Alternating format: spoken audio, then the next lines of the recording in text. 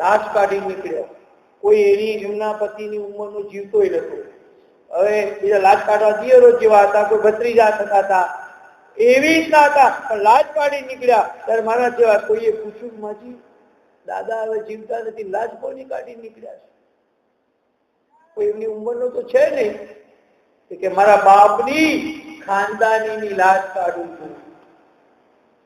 કોઈની નહીં, લાજ રાખવાની છે, લાજ કાઢવાની નથી. અમારી મહેસાણામાં જો આટલો ઘૂમતો કાઢે પણ હારણ બોન હમી બાર બોન, લાજ કાઢવાનો શું અર્થ છે? લાજ રાખવાની છે. ગામડામાં અમારા મહેસાણા જિલ્લામાં એક બે ચાર પાંચ લુખાઓ દરેક ઉભા હોય, દરેક ગલ્લા ગલ્લા એની વાત નથી કરતી. કોઈ બી શહેરોમાં આડેવડે ગામડાઓમાં ચાર પાંચ લુખા બેઠા જ હોય. કોની બહુ નીકળી, કોની દીકરી નીકળી, આવી પંચાયત કરનારા હોય. આ ગામની વાત નથી કરતો, માફ કરજો. હું ઘણી જગ્યાએ ફર્યો, એ એવા 5 જણા બેઠા હતા. એ ગામમાંથી એક ભાઈ લાજ કાઢીને જુવાન બેન નીકળી. એટલે પેલો મગનીયો તો એ કે મારી લાજ કાઢી, હું ઉછાળો છું એટલે મારી લાજ કાઢી. બીજો કે નહીં કે હું ઊંચો રૂપાળો છું મારી લાજ કાઢી. ત્રીજો કે હું દરબારનો દીકરો છું મારી લાજ કાઢી. ચોથો કે હું બ્રાહ્મણનો દીકરો છું, આ ગામનો પંડિત છું મારી લાજ કાઢી. પાંચમો કે આ ગામના પટેલનો મુખીનો દીકરો છું મારી લાજ કાઢી. મારામારી કરવા માંડે. પછી કે મારી છોકરો ડાયો છે કે એક કામ કરો ના લડ્યા કરતો, એને જ પૂછો કોની લાજ કાઢી? કે એ બેન તમે કોની લાજ કાઢી? કે તમારી એકેની લાજ કાઢવા જેવી નહીં, આ તો મારા બાપની ખાનદાનીની મેં લાજ કાઢી. સ્ત્રી છે એ ખાનદાનીની લાજ કાઢી. પાંડવ કુળ ખાનદાન છે, અયોધ્યા કુળ ખાનદાન છે. ખાનદાની છૂટી રહેતી નથી. મારા બાપુજી મને ઘણી વાર કહેતા, 4 ચોપડી ભણેલા, પણ આખી રામાયણ ને મોઢે, ગીતા મોઢે, મને ઘણી વાર એમ કે બેટા દાસી હોય ને દાસીને વાત કરવી હોય તો ઘરના ખૂણામાં જઈને વાત કરવાની. કેમ છો દાસીજી એમ કહેવાનું. બજાર વચ્ચે દાસી વાત નહીં કરવાની. અને રાણી હોય ને એના બજાર વચ્ચે છેડો પકડાય, વાંધો નહીં આવે, એની મર્યાદા હશે. દાસી મર્યાદા ન રાખી શકે એટલે ઘરના ખૂણેથી સાથે વાત કરાય. રાણી જે છે એનો બજાર વચ્ચે નિર્દોષ ભાવે છેડો પકડવાનો, બદનામી નહીં કરે. વાતો સમજવાની. તો મર્યાદા જે છે એ અમુક કુળોમાં આવતી હોય છે. યુધિષ્ઠિરને જ્ઞાન આપ્યું છે. આ બાજુ યુધિષ્ઠિરને નારદજી કહે છે કે હે રાજા, જગત ઈશ્વરાધીન છે, માટે કોઈનો શોક કરવો મિથ્યા છે. એટલે ભગવાન કૃષ્ણ અર્જુનને કહે છે ગીતાના બીજા અધ્યાયમાં, અસોચાન સોચત્વમ પ્રજ્ઞાવાદામ ચ વાદજે. હે અર્જુન, તું નહીં વિચારવાનો વિચાર કરીશ નહીં, વર્તમાનનો વિચાર કર. કાલનો વિચાર ન કર, ગઈકાલનો વિચાર ન કર, આવતીકાલનો વિચાર ન કર. આજનો દિવસ જે છે એ હાથ ઉપરની શિલક છે. આજનો દિવસ સુધારી લ્યો, આવતીકાલ એની મેળે સુધરી જશે. કોઈનો શોક કરવો મિથ્યા છે. જેમ આ સૃષ્ટિ પેલી બ્રહ્માકુમારીઓ કહે છે કે આ સૃષ્ટિ રૂપી નાટક શાળામાં તમે ને હું બધા શરીર રૂપી વસ્ત્ર ધારણ કરીને આવ્યા છીએ. સૌનો ખેલ ભજવીને ચાલ્યા જવાનું છે. એટલે કે છે તોરણ જેસલમાં કે છે, જે ચાલ કરી લે વિચાર માથે જમકે રૂમાલ. એ સપના જેવો રે સંસાર, તોડી રાણી કરે રે પુકાર. આવો ને જેસલરાય આપણ પ્રેમ થકી મળીએ. કેટલું વેદાંત બતાવ્યું છે. એક તોરણે કેટલી વાત સમજાવી દીધી છે. ગંગા સતી સાસુએ પાનબાઈને કેટલું ભજનમાં સમજાવી દીધું છે. મેરું ડગે જેનો મન ન ડગે, ભલે ભાંગી પડે બ્રહ્માંડ, શીલવંત સાધુને વારે વારે નમીએ પાનભાઈ. એના માટે કાલે થોડી ચાલે કહો. કાલે કેમ બગા સારા આંખે ઠંડા પાણી બરફનું છાલક મારીને આપવું ફ્રીજમાં કાઢીને. હું આ દાડા બોલો નથી ગયો કોઈ લાગે ઉજાગરો છે કેટલું વાંચતો ટીવી ઉપર કથા સાંભળતો ભજન સાંભળતો રેડિયો રાખું રેડિયામાં ભજન ખબર કેવો કેવા ભજન આવતા હતા હજુ પણ સારા સારા ભજન આવે છે. લોચની ઉછનો રે કાજળ વિના મારી દેહુ રે સુની હરિના ભજન વિના પ્રભુના ભજન વિના. સવાલ સુધારવું હોય તો આપણે ભજનનો આશ્રય લેવો પડશે. આ બાજુ નારદજી કહે છે હે રાજા આ જગત ઈશ્વરને આધીન છે મનુષ્ય દેહ રૂપે અનિત છે તારે ને મારે હંસા રીતુ બંધાર પડી ગયો હંસને પિંજર પડી રહ્યું પંછીડાને આપી જરૂર જૂનું જૂનું લાગે. આગલું ગીત તો મુકેશ ગાતો હતો બહુ રે સમજાવ તું એક પંખી નવું પિંજરું માંગે પિંજરે કે પંછી રે તેરા દર્દ જાને कहने सके तू अपनी कहानी. हरी भरवाड़ हवार में गाय तेरी भी पंछी क्या जिंदगानी है. आप पिंजर छोड़ी ये जवान છે छोड़ी मत जा वनजारा मेरी मत जा परा वनजारो ફરતો ફરતો ફરતો ઘણા જન્મથી ગોથા ખાતો ખાતો લખ 84 ફરતો ફરતો અહીં આવે છે. એ અવતારને સુધારી લેવાનો છે. એક મનુષ્ય એવો જન્મ છે કે એમાં ભજન કરી શકીએ. બીજું કોઈ અવતાર એવો નથી કે ભજન કરી શકાય. એક મનુષ્ય જીવન એવું છે કે એમાં આપણે ભજન કરી શકીએ ભગવાનની ધૂન ગાઈ શકીએ ગીત ગાઈ શકીએ. આમ બોધ આપ્યો છે વિદુરજી રાજાને સંતાડ્યા છે. નારદજી જ્યાં જઈએ ત્યાં નારદજી હોય. પુરાણમાં તમે જુઓ તો નારદજી કોઈ પણ જગ્યાએ ન હોય. વિલનનું પાત્ર છે જેમ પિક્ચરમાં વિલન હોય એમ નારદજી બધા જ હોય. નારદ જેની એક પણ વાત રદ ન હોય એનું નામ નારદ. નારદ રદ ના થાય એનું નામ નારદ. અને નારદે બહુ જ્ઞાન આપ્યું છે. આ બાજુ શ્રી કૃષ્ણ દ્વારકા જવા નીકળ્યા છે ત્યારે તેમને કુશળતાના સમાચાર પૂછવા માટે અર્જુન સાથે ગયો હતો પણ પાછો ફર્યો નહીં. રસ્તામાં એને હિજડાઓએ લૂંટ્યો હતો.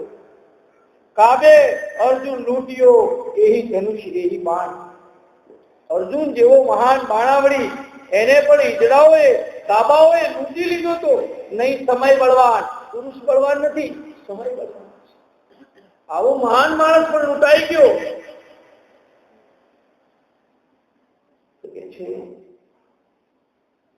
અર્જુનના હૃદયમાં ઉઘરો આવ્યો છે. હે મોટા ભાઈ દ્વારકામાં યાદવો બ્રાહ્મણોના શાપથી માય માય લડીને મૃત્યુ પામ્યા. યાદવ કુળ લડીને મરી ગયું. કૃષ્ણ ભગવાન પણ પારધીના બાણથી મર્યા. જરા નામના પારધીના બાણથી કેમ મર્યા? કેમ મર્યા? એમાં ભગવાનને પણ સંતે શ્રાપ આપ્યો. એક વાર દુર્વાસા મુનિ ગુસ્સે થઈ ગયા. બહુ ગુસ્સે થઈ ગયા. હે ગોવિંદ કૃષ્ણ કીધું ગરમ ગરમ ખીર બનાય. દુર્વાસા મુનિ કહે છે કૃષ્ણને ગરમ ગરમ ખીર બનાવ અને આખી ગરમ ખીર તારા આખા શરીરે લગાડ લાઈ જઈ અને એ વધે ને એ મારા ઉપર થાળ ધરાવી ભોગ લગાવી દે. કૃષ્ણ કે કઈ નહીં બાપજી તમારો શ્રાપ છે આશીર્વાદ માની. ગરમ ગરમ ખીર બનાવી કૃષ્ણએ પોતાના આખા શરીરે લગાડી. ભોગ લગાવવાનું પાછું વધે એનો એટલે પગના તળિયે ન લગાડી. કૃષ્ણ કે દુર્વાસા પાછા ગુસ્સે થઈ જાય. એક તો ગરમ ગરમ ખીર લગાવવાનું કીધું અને વળી પાછું કઈ તો ભૂલ થાય પગના તળિયે લગાડું. સંતને કઈ પગના તળિયે લગાડેલી અપાય નહીં એટલે પગના તળિયે ના લગાડી આખા શરીરે ગરમ ગરમ ખીર લગાડી. દુર્વાસાને ભોગ લગાડ્યો.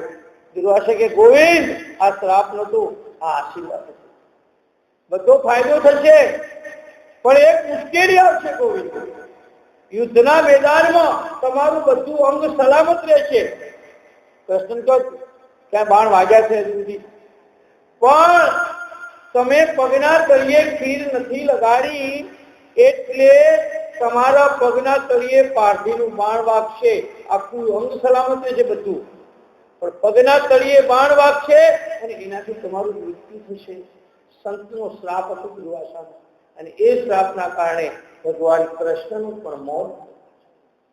સંતનો શ્રાપ. બ્રહ્માનો ગુનો કરો ને તો વિષ્ણુ માફ કરે, વિષ્ણુનો ગુનો કરો તો શંકર માફ કરે, પણ સંતનો અપરાધ કરો તો એકેય જવાબદારી નથી. સંતને મદદ ન થાય તો કઈ નહીં, પણ એને દુભાવશો નહીં, એનો અપરાધ ના કરશો. ભિક્ષા લેવા આવે તો આપવી, કોઈ બી ભિખારી આવે તો કેમ? પાંડુરંગ શાસ્ત્રી એક વાત સરસ કરે છે, એ લેવા નથી આપતો, આપવા માટે આવે છે. કેમ? ગયા જન્મમાં હું પણ તમારા જેવો પટેલ હતો, ગાયો હતી, ભેંસો હતી, ખેતર હતું, હું પણ સુખી હતો, પણ મેં એમ કીધું જા આગળ જા, આગળ જા, એટલે મારે માગવાનો દાડો આવ્યો. એ શીખવાડવા આવે છે ને કે મારા જેવા થશો આવતા ભાવમાં, ન અપાય તો કઈ નહીં, પણ એને ધિક્કારશો. गरीबों की सुनो, तुम एक पैसा देगा 10 लाख मिलेगा. महाभारत, भागवत, नम्रता, प्रेम, करुणा, सत्य અને સત્ય ઉપર ધર્મ ચાલ્યો છે. 4 પગમાંથી 3 પગ તો તૂટી ગયા છે ધર્મના, એક સત્ય ઉપર આ દુનિયા ચાલી રહી છે. થોડું થોડું આ વરસાદ આવે છે કોના લીધે? હનુમાન ચાલીસા લખ્યું છે, साधु संत के तुम रखवारे असुर निकंदन राम दुलारे. साधु संत નો રખવાળો માટે આવે છે ભગવાન. કોઈને કીધું વકીલોના રખવાળા કીધા, ખેડૂતોના કીધા, સાધુ સંતોનું રક્ષણ કરે. સાધુઓને માટે એની ચિંતા ભગવાનને છે. એક કઠિયારો લાકડા કાપતો હતો જંગલમાં, સત્યનારાયણની કથામાં પણ કઠિયારો આવે છે. કઠિયારો લાકડા કાપતો તો, આખો દાડો લાકડો કાપે છતાં પેટ પૂરતું ખાવાનું ના મળે, એના છોકરાઓને સ્કૂલમાં જવાની ફી ના મળે, અને મુશ્કેલીમાં મુકાયેલો રહે. અને એ કઠિયારો જ્યાં લાકડા કાપતો એની સામે ઝૂંપડી એક સાધુ રહેતા, સાધુ ભજન કરે. અને ત્યાં એક રાજા રોજ રથમાં આવી અને સોનાના થાળમાં 32 ભોજન લઈ અને આવીને એને ખાવા આપી જાય છે સંતને. પેલો કઠિયારો વિચાર કરે, હું આખો દાડો કુવાડી લઈને મંડ્યા પડું છું અને મને ખાવા પૂરના બાવો બેઠો બેઠો ખાય છે. બાવો બેઠો જપે જે આવે ખપે, કે બેઠો બેઠો બાવો ખાય છે, અને હું કે આખો દાડો મજૂરી કરું છું અને મારું કોઈ પેટનું પૂરું થતું નથી, મારા છોકરા ભૂખે મળે છે. ત્યાંથી આકાશવાણી થઈ, એ કઠિયારા આખું જંગલ આપ્યું છે, કુહાડો આપ્યો છે, તારા શરીરમાં બળ છે, તારા તું માંદો પડે તો તારી સેવા કરનાર બૈરા છોકરા છે. આ સાધુ તો બધું છોડી નીકળ્યો છે, મારા ભરોસે બેઠો છે, હવે એનું પૂરું કરવાની જવાબદારી મારી, એનું કોઈ છે નહીં. અને ભગવાન બધાનું રક્ષણ કરે છે. જેનું કોઈ નથી ને એને કોઈના રૂપમાં કોઈ આવે, કોઈના કોઈ રૂપમાં આવે, ગમે તે રૂપમાં નારાયણ મિલ જાય. શેરડીના સાંઈ બાબા છે ને, એના શિષ્ય રોજ એમ કે બાપજી માર ઘેર પધારો, તો આવીશ. જાય, કૂતરો બની જાય, એનો દંડો બહાર કાઢી મૂકે. બીજા દાડે બાપજી માર ઘેર આયા નહીં તમે તો, ત્યાં આવીશ આવતીકાલે. બીજી વાર ગયા, દંડો મારી કૂતરો બની ગયા, કાઢી મૂક્યા. 3 વાર ગયા, દંડો મારી કાઢી મૂક્યા. કે બાપજી રોજ કહો છો ને આવતા તો નથી. એટલે આવ્યો તો હું તાર ઘેર, પણ તું ઓળખી શક્યો નહીં, હું કૂતરો બનીને આવ્યો છું. જોકે મારા બૈરામાં 16 પડ્યા છે, તારી લાકડીના આ દંડાના 16 પડ્યા છે, જોઈ લે. ઓળખી ના શક્યા. શેરડીના સાંઈ બાબા જીવતા હતા ને, ત્યારે કોઈ ઓળખી શક્યું નહીં, કોઈને ઓળખી શક્યું નહીં. બાધાઓ રાખે અને બાધા કુદાડો બાધા અને બધી બહેનો તમારે મહારાજ મારે બદામની વાત થાય, મારો છોકરો પાસ થઈ જાય ત્યાં સુધી બદામ નહીં ખાવ. બદામ ક્યાં રોજ મળે? જે ભાવતી ચીજ છોડી દો. બાધા હું રાખું, મને છાસ ને દહીં ભાવે, હું એને બાધા રાખું ક્યારેક ક્યારેક. હું પહેલેથી જ બાધા કરું જયારે કથા વાંચવા આવું ને, બાકી નહીં આટલું મારું આટલું કામ કરે તો જ નારિયેળ વધારવા નહીં, પહેલા જ એડવાન્સમાં પહેલું ચૂકવણું કરી દેવાનું. હું કથા વાંચવા આવું પહેલું નારિયેળ વધારીને આવું. ભગવાન તારી કથા કરવા દઉં પહેલેથી જ. કોઈ કથા હારી થાય તો હું વધેરીશ, હારી થાય ખોટી થાય પહેલેથી જ વધેરું છું. જવાબદારી તારી.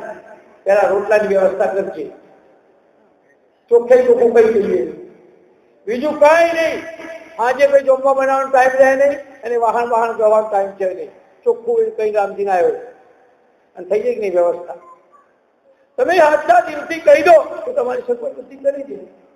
હમણાં પ્રવીણભાઈ ચમત્કારની વાત કરું, એ બહુ પ્રસંગ યાદ આવ્યો. એ અઠવાડિયા ઉપર હું બેઠેલો, એટલે ભાઈ તું હારું આ તો શરીર દુખે છે અને કઈ રસોઈ બનાવવી નથી, શિંગદાણા ખાઈ અને મેં થોડા 2 સફરજન પડ્યા હતા, ખાઈ ઊંઘી જઈશું અને એમ વિચારી અને મેં આળસ કરી અને કીધું વાગવું નથી. અને જેવો મંદિરમાંથી બહાર આવ્યો એટલે સીધો જ થાળ આવ્યો. કોને કે છોકરો અપાયો કે કોને કે પ્રવીણભાઈ ઘેરથી આવ્યો, ગાયત્રી વાળા, આ ખેતર વાળા. સારું કે મેં હું આવી કીધું કે લાડુ બહુ નહીં ખવાય, લાગે પા લાડુ ખાધો, બીજા 2-3 જણા એને ખવડાયો અને ભાત ઓછા ખાવ પણ દાળ ખાઈ નથી, દાળ ને ખાઈ ગયો ફર્સ્ટ ક્લાસ ઊંઘાય. મેં કીધું ભગવાન તારી ચિંતા છે, ભૂખ્યા સુવાડે, ભૂખ્યા ઊંઘાડતો નથી, ભૂખ્યા ઉઠાડે, ભૂખ્યા ઉઠાડી દે, ભૂખ્યા ઊંઘાડે નહીં. ગમે તે રૂપમાં ને જાની ઈસ રૂપ મેં નારાયણ. આવા તો ઘણા અનુભવો થયા છે મારા, આવા 11 અનુભવો છે. સમય આવે ઉપવાસ કહીશ. હું કોઈ ચમત્કારી નથી, હું કોઈ સાંઈ બાબા નથી, પણ એની કૃપાના અનેક વાર દર્શન કર્યા છે. એની જે કૃપા છે એ ઝીલી છે, એ અનેક રૂપે 5 વાર એક્સિડન્ટ થયું છે. કેટલું 5 વાર? કોઈ વખત ખટારો આખો ઊંધો પડ્યો હોય, એસટી ઊંધી પડી હોય, રિક્ષાઓ ટક્કર વાળી હોય, કાર ઊંધી થઈ ગઈ હોય. 5 એક્સિડન્ટમાં એકેયમાં ખોળ નહીં અને ઉપરથી એક તો કેસ લડ્યો કોર્ટમાં, તો 1.5 લાખ રૂપિયા કોર્ટે દાવા માંડ્યા. મને 10 વર્ષ કેસ લડ્યો કોર્ટમાં. હાલ ખોટી તે વગાડ્યું છે ને આપણને. અને દાવો હતો એટલે પેલા ગરીબ માણસને કઈ થાય નહીં, મારે તો વીમા કંપનીમાં લેવાના હતા, પણ એની કૃપા હોય ને તો આ બધું થાય છે. આ બાજુ અર્જુનને પણ શોક થયો છે. કાબે અર્જુન લૂંટ્યો એહી ધનુષ એહી બાણ. અર્જુન અને કૃષ્ણ તો નરનારાયણની જોડી હતી. અર્જુન ન હોય તો કૃષ્ણનું મહત્વ ના વધે, હનુમાનજી ન હોય તો રામનું મહત્વ ના વધે. મહાભારતનો અર્જુન અને રામાયણનો હનુમાનજી મહારાજ. ભગવાનને ઋણમાં રાખ્યા છે આ બધા હોય. તો કે છે પરમાત્મા શ્રી કૃષ્ણ સદામ ગયા એટલે એવું માનશો નહીં કે તેમનું શરીર ભૌતિક હતું. પરમાત્માની આકૃતિ પંચ મહાભૂતોમાંથી બનેલી હતી નહીં. ભગવાને કહ્યું મનુષ્ય શરીરનો આશ્રય કરીને ભગવાન મનુષ્યના શરીરમાં આશરો લે છે. સર્વ પ્રાણીઓના ઈશ્વર રૂપમાં સૂક્ષ્મ સ્વરૂપને ગીતામાં પણ કહ્યું છે 9મા અધ્યાયમાં 11મા શ્લોકમાં કે મારા સૂક્ષ્મ સ્વરૂપને લોકો જાણતા જ નથી, મને પથ્થર માને. પથ્થર અંદર જીવ જીવે ને બંધ શિખરમાં પાણી. ઈશ્વર તું પણ છે વિજ્ઞાની. પેલા નાળિયેરમાં પાણી ક્યાંથી આવે? દરિયામાં ખારું પાણી હોય, નાળિયેરી દરિયા કિનારે હોય અને ઉપર મીઠું પાણી થઈ જાય અને ઉપર કેવી રીતે પાણી ભર્યું છે? કહો. બાળક માના ગર્ભમાં હોય છે, બહાર આવે ત્યારે એને કઈ દાંત હોતા નથી, કઈ બિસ્કીટ થોડું ખાય, રોટલી પાવ થોડું ખાશે. ભગવાને વ્યવસ્થા કરી દીધી કે માના શરીરમાં દૂધ મૂકી દીધું, બહાર આવીને પીએ છે. તથા દાંત વાકું દિયા દૂધ માકું ખબર હે પિલાકું. ગરીબ બાકી સુનો. એટલે તમે બોલો તાર ખબર પડે કે પેટ્રોલ કેટલું બળે છે અંદરથી.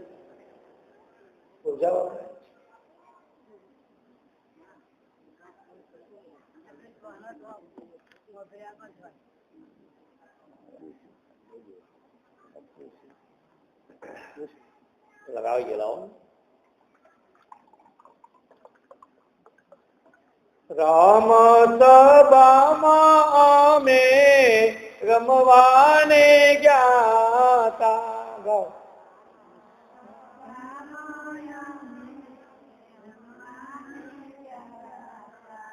પસલી ભરીને રસ પીધો હરીનો રસ પૂરણ પાયો.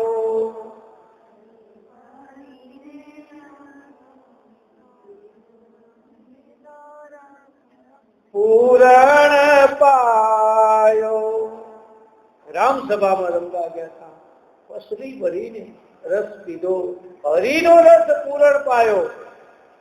એ હરિનો રસ પીધા વગર, આ તો પીવાનું જ છે રોજ પાણી, પણ હરિનો રસ જેને પીધો છે, ધ્રુવ અને પ્રહલાદે પીધો છે, સુખદેવજીએ પીધો છે, મીરાએ પીધો છે, નરસિંહ પીધો છે. ભગવાન કે છે કે મારા સૂક્ષ્મ સ્વરૂપને કોઈ સમજતા. ભેદ આ દેશમાં 20,000 સંપ્રદાયો છે. સનાતન ધર્મ તૂટી રહ્યો છે. ભગવાન કે છે કે સત્યને પકડી લો. રામાયણ અને ગીતા જો બે સમજાઈ જાય તો બધું એની પાછળ સમજાઈ જાય. રામે પણ ગાયત્રી મંત્ર કર્યું છે, કૃષ્ણએ પણ ગાયત્રી મંત્ર કર્યું છે. મંત્રમાં બહુ શક્તિ છે. પ્રાણનું રક્ષણ કરે છે. ગય અત્રી, ગય એટલે પ્રાણ, પ્રાણનું રક્ષણ કરે એને ગાયત્રી કહેવાય. એટલે મંત્ર કરવો, જપનો ફળ. ગીતામાં પણ લખ્યું છે યજ્ઞાનામ જપ યજ્ઞોસ્મિ. બધા કરતા જપ સાધુના 4 વસ્તુ બળ આપો. એક તો માળા, માળા કરે ને એમાં બળ. પછી એની વાણીનું બળ હોય, અને ત્રીજું છે એની ચૂલાનું બળ આવતા હોય આપવું પડે. અને ચોથું એના વર્તનનું બળ હોય. આ બધા બળો એના જીવનમાં કામ કરે છે. તો કે છે યુધિષ્ઠિર રાજાએ શ્રી કૃષ્ણની વિદાય પછી જે અશુભ ચિહ્નો પૃથ્વી પર જોયા હતા, કળિયુગની આગમન થઈ ગયું હતું. કળિયુગ કેવળ નામ આધારા. કળિયુગમાં ખાલી નામનો આધાર લેવાનો. અઘરું કરશો છું, ખાલી નામનો આશ્રય લઈ લ્યો ને તો પણ નામથી તરી જવાય. રામથી પથરા તર્યા ભાઈ, રામ નામથી પથરા તર્યા. રામના નામથી પથરા તરી ગયા. રામના નામે તો અનેકને તારી દીધા. રામે એક અહલ્યાને તારી, પણ એના નામે હજારો અહલ્યા ઉતારી. નામ લો ને તો પણ ઘણું છે.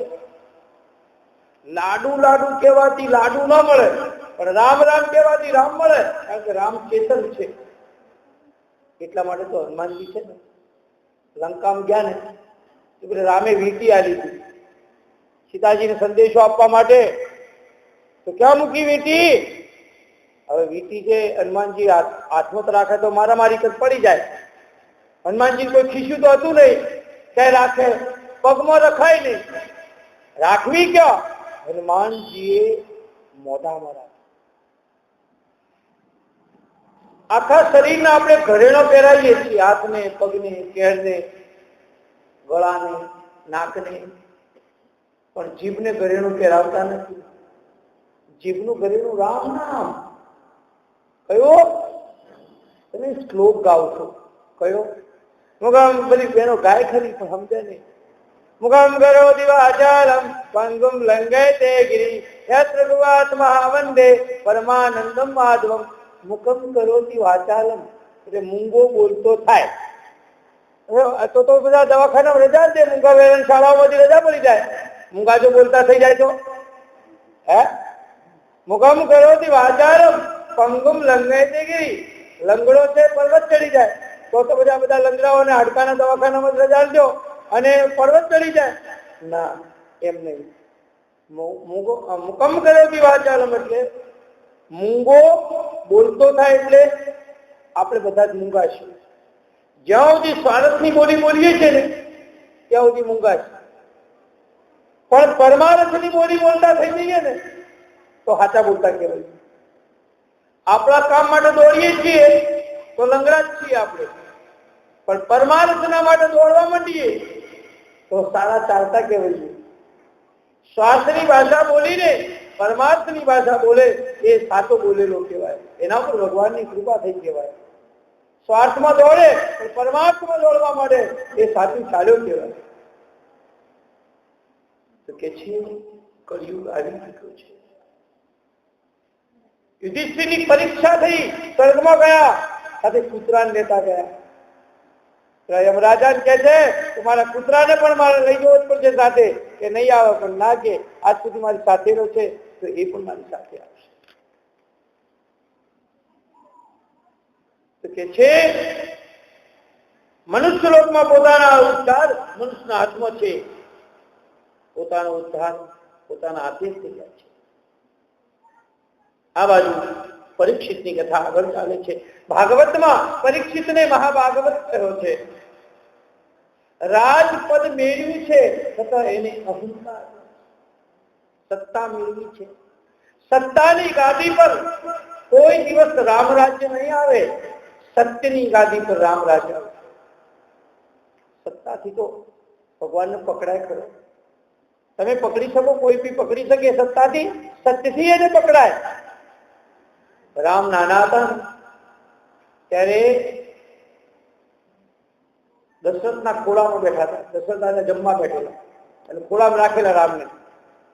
એટલે ભોજનમાં દિલ લાગી ગયું, સ્વાદિષ્ટ રસોઈ બનેલી એટલે રાજા દશરથ ખાવામાં લાગી ગયા અને રામ છટક્યા ખોળામાંથી. એટલે રાજા દશરથને થયું કે આવું બાળક જઈ જઈને કેટલે દોડશે. દશરથ ખાવાનું છોડીને પકડવા ગયા, ન પકડાયા. સત્તાથી પકડવા ગયા. હું રાજા, એનો બાપ એમ માનીને પકડવા ગયા, ન પકડાણા. કૌશલ્યા દોડી કૌશલ્યાના હાથે પકડાયા. દશરથજી જ્ઞાન હતા, સત્તા હતી પણ ન પકડાયા. પણ કૌશલ્યામાં ભક્તિથી નીકળી છે, માના ખોળા ભગવાન પકડાયા. કૌશલ્યા જબ બોલન જાઈ, ઠુમક ઠુમક પ્રભુ ચલઈ પરાઈ. ઠુમક ઠુમક પ્રભુ ચલઈ પરાઈ. અને ભગવાનને કૌશલ્ય. ભોજનમાં મન લાગી જશે તો રાજા દશરથ પણ ભગવાનને પકડી નહીં શકે, પણ એના માટે તો કૌશલ્ય થવું પડશે. જનની બનવું પડશે, માં બનવું પડશે. અને માં સિવાય ભગવાન પકડાય નહીં. ભગવાનને પકડવો હોય એટલે તમે જોજો, બહેનો જેટલી ભક્તિ કરે કૃષ્ણની એટલી અમે ન કરી શકીએ.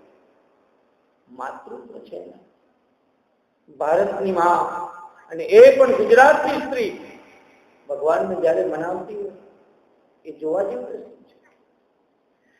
તો કે છે પરીક્ષિત રે અહંકાર નથી. બ્રાહ્મણોના કહેવા પ્રમાણે એ રાજ ચલાવે છે. પરીક્ષિત રાજાના લગ્ન ઉત્તર રાજાની પુત્રી ઈરાવતી સાથે થયા છે અને તેને જન્મેજય વગેરે 4 પુત્ર પ્રાપ્ત થયા છે. મહાભારતમાં આવે છે ને, તમે તો ઓખારણ પણ વાંચતા હશો. ઓખા કહે કંસ એમન બીજે બળિયા સુવાજતા બીજે દૈત્યને વાહન તમે પાળા, એક ઠણ તમે સુવાળા. વૈશંપાએ અણી પેરે બોલ્યા, સુણ જન્મે જયા રાયો. તો હું 25 વર્ષની ઉંમરનો કથા કરતો હતો ને તો દોષીઓ નાચતી હતી. હવે તો થોડો થાક પણ લાગે છે. વૈશંપાએ અણી પેરે બોલ્યા, સુણ જન્મે જયા રાયો. વિસ્તારી તુજને સંભળાવું આજ પરવમયી માયો. તો પરીક્ષિતનો પુત્ર જન્મે જઈને વગેરે 4 પુત્ર પ્રાપ્ત થયા છે. અને કૃપાચાર્યને આચાર્ય પદે સ્થાપીને રાજાએ 3 અશ્વમેઘ યજ્ઞ કર્યા હતા.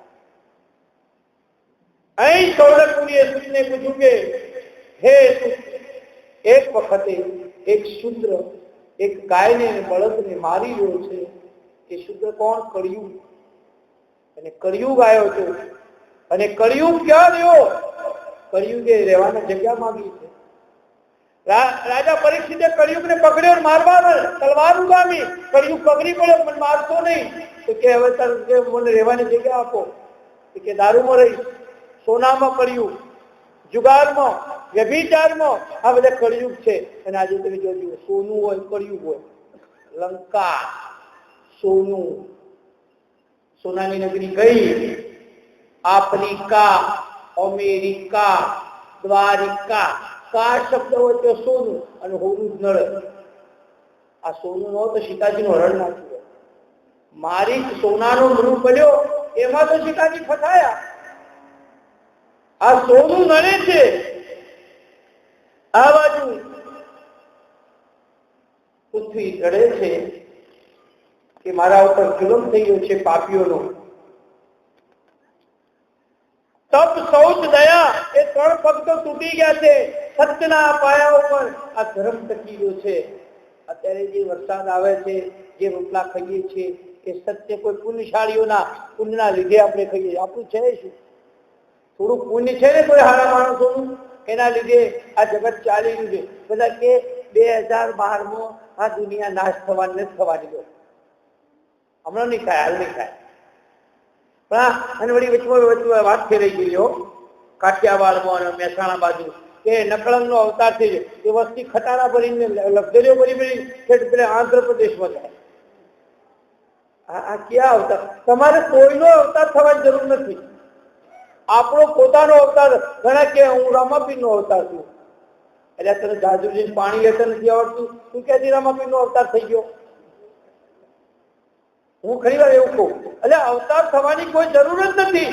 તમે તમારો અવતાર થઈ જાઓ. અવતાર તો ગાંધીજીને કહી શકીએ, તો ગાંધીજી કોઈ દાડ બોલ્યા જ નથી હું અવતાર છું. આખી રામાયણ તમે ખોલો ને તો રામે ક્યાંય એમ નથી કીધું હું ભગવાન છું. હું તો રાજા દશરથનો પુત્ર છું. કૌશલે દશરથ કે જાય, પિતુ વચન માની મન હમાય. અમે તો કૌશલે દશરથના પુત્ર છીએ અને પિતાના વચન માનીને વનમાં આવ્યા છીએ. હું ભગવાન છું એવું કહ્યું નથી. જગતે એને ભગવાન કીધા. ભગવાન પોતે ભગવાન પોતાની જાતને વખાણ કરતો નથી. અને આ તો બધા સાસવારે કે હું ભગવાન. અમારે એક મહાત્મા મને હરિદ્વારમાં મળેલા. મને શું કે મેં ભગવાન હું, મેં બ્રહ્મ હું. 3-4 દાડા સુધી કીધું મારા આગળ. હું બોલ્યો નહીં કોઈ. આપણે ગુજરાતના માણસ કમ તો થોડા હોઈએ. પછી મેં કીધું ભગવાન છો? સાચું કહેજો. હા ભગવાન છો. હમ તો બ્રહ્મ હૈ, તુમ ક્યાં જાનો ગુજરાતી લોગ. અને મને તો હનુમાનજી અંદરથી આવી ગયા અને એવું કાંડું પકડ્યું બે હાથે. જો છોડાવો કીધું ભગવાન હોય તો.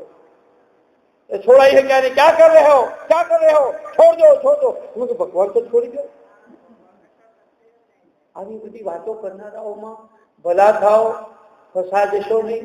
અને બહુ યોગના રવાડે ચડવું નહીં. તમારા બહેનોનું તો ઘરમાં યોગ જ છે. છાણ ભરો, ના ભરો, બેસો જુઓ, ગાયો જુઓ, છોકરા સંભાળો, પતિ સંભાળો, ખેતર સંભાળો. મોટો યોગ છે. તો આ યોગમાં પડવાની જરૂર જ નથી. ગામડાની બહેનો હોય ને, આ તો હવે કુવા નળ આવી ગયા ઘરમાં. પહેલા તો પાણી ભરવા જાય, એક બેડા ઉપર બીજું બેડું મૂક્યું હોય, કેળમાં છોકરું હોય, આમે એની બેનપણી મળે, મારા પિયરમાં આમ ને તારા પિયરમાં આમ ને બધી વાતો કરે. અડધો કલાક તો ઊભી રહે, હસે ને ગાય ને તાળીએ લે તો એ બેડું પડે નહીં અને છોકરું પડી ન જાય. સુરતા બેડલા હોય એવા હેત રાખો તમે રામથી. એને યોગ કહેવાય. યોગા તે તુલસી એવો યોગ કહેવાય. સંસારમાં રહીને જે માતાઓ બહેનો જે યોગ કરે છે તો તમે જોજો. તમારે મહેમાન આવ્યા ને તો તમે ચાય બનાવો, છોકરું જાજરી કર્યું તો સાફ કરી નાખો, પેલી બાજુ ઓલી ઢોર છૂટી ગયું તમે એને બાંધી દો, આ બાજુ ખીચડી ચડતી હોય તો એને સંભાળી દો, પેલી બાજુ ડોશી બેઠી હોય બૂમ પાડતી હોય એને પાણી આલી આવો, બધું સંભાળો, અને પાછું પતિ આવે તો એનો ઠપકો સાંભળી લો. અને આ બધું આનાથી કોઈ મોટો યોગ, આ યોગ છે. એ બહુ મોટા બીજા યોગ કરવા, યોગ તો અમારા જેવા કરવો જ કરીએ, પણ આ તમારે તો યોગ કરવાની જરૂર નથી. સાચી વાત કરું છું. બહુ બહુ પડવું નહીં. તમે જોજો આ યોગ વાળી જે બહેનો હોય ને એ જૈન સાધ્વીઓ રોડ પર ચાલી ચાલીને જાય, એના મોઢામાં તેજ નહીં હોય તમારે જેટલું. અહીં ગામડાની 5 છોકરાની મા હોય ને એના મોઢામાં તેજ હશે, કારણ કે સહજ જીવન જીવે છે. અને પેલી રીબાઈ ને માથાના વાળે તૂટી નાખ્યા હોય, ઉઘાડા પગે ચાલે.